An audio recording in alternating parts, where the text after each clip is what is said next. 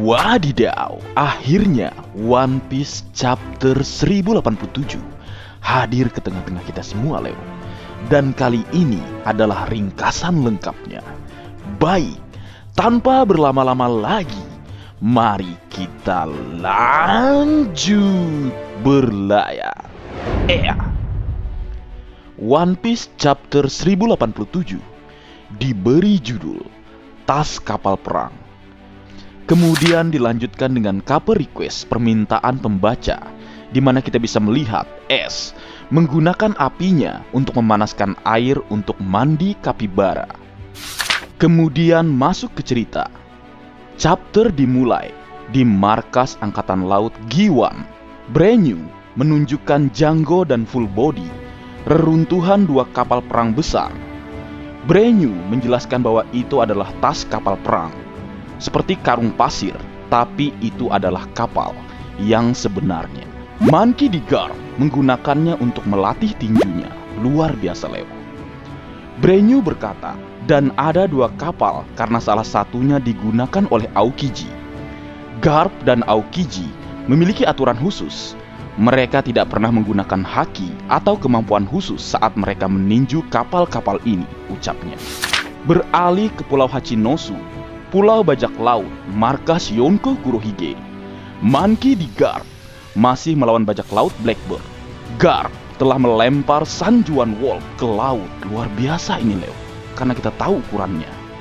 Kita tidak dapat melihat bagaimana Garp melakukannya. Kita hanya melihat bahwa Sanjuan Wolf sudah ada di laut. Kru Blackbird mencoba membantu Wolf karena dia akan mati karena tenggelam. Berlanjut, Vasco Suit menyemburkan api ke arah Garp menggunakan serangan yang disebut peminum berat, tungku api. Garp memblokir serangan itu menggunakan tubuh salah satu kru Blackbird yang telah dipukuli sebagai perisai. Dan kemudian dia melemparkan tubuh yang terbakar itu ke sekitarannya dan membakar kota. Monkey D. Garp menyebut teknik ini bola api bajak laut.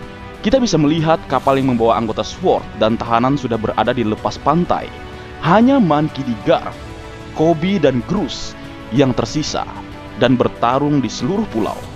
Prince Groose menanyakan sesuatu kepada Monkey D. Garp, tapi sepertinya Garp tidak mendengarnya. Groose berkata, "Garp-san, aku masa depan angkatan laut juga kah?" ucapnya. Kemudian berlanjut. Aokiji alias Kuzan bangkit kembali setelah terkena serangan Blue Hole-nya Garp di chapter 1081. Monkey D. Garp menyuruh Koby dan Groose untuk lari sementara dia menghentikan seluruh pasukan bajak laut sendirian. Kemudian Koby melihat seorang wanita yang sedang diserang oleh bajak laut. Ketika dia mencoba membantunya, Koby mengetahui bahwa dia telah ditipu oleh mereka karena wanita itu juga seorang bajak laut. Kemudian Shiryu dalam wujud tak kasat mata dengan kemampuan buah iblisnya yang kita tahu Suke no Mi muncul dan hendak menikam Koby. Namun Garp memblokir pedangnya dan malah menikam tubuhnya sendiri. Mirip dengan apa yang terjadi pada Whitebird atau Shirohige dan Squad di Marineford. Monkey D. Garp memegang Shiryu dan melemparkannya ke tanah. Shiryu terluka, tapi dia tertawa. Koby meminta maaf kepada Garp, tetapi Garp mengatakan bahwa tujuan Shiryu adalah menyerangnya dari awal. Monkey D. Garp melemah, jadi semua bajak laut Kurohige terus menyerangnya. Menurut informasi dari Crossquill, bounty dari Monkey D. Garp bernilai 3 mahkota atau 3 miliar berry. Itu jumlah yang sama dengan Admiral Angkatan Laut. Kemudian flashback baru dimulai. Kita melihat pertama kali Monkey D. Garp bertemu Kuzan. Chapter tidak mengatakan kapan itu terjadi, tetapi Garp terlihat sangat muda, seperti jauh sebelum eksekusi Goldie Roger. Kuzan muda meminta Monkey D. Garp untuk menjadikannya muridnya, tetapi Garp meminta Kuzan untuk pergi dan berlatih dengan instruktur angkatan laut. Mungkin Garp berbicara tentang Zephyr. Kuzan menolak dan mencoba meniru Garp dengan meninju kapal perang seperti dirinya. Semakin hari, pukulan Kuzan semakin kuat hingga suara pukulannya sekeras Monkey D. Garp. ini mungkin adalah judul dari chapter kali ini. Seiring berjalannya waktu, Monkey D. Garp semakin dekat dengan Kuzan. Garp bahkan bercerita tentang keluarganya kepada Kuzan saat mereka makan cemilan bersama. Garp berkata, putraku menjadi seorang revolusioner, sialan.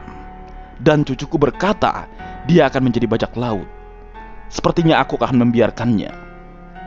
Kuzan terlihat kesal pada Garp. Kuzan berkata, apa hubungannya denganku, ucapnya. Dan kembali ke masa saat ini, Kuzan menutupi tangannya dengan teknik yang disebut Ice Globe.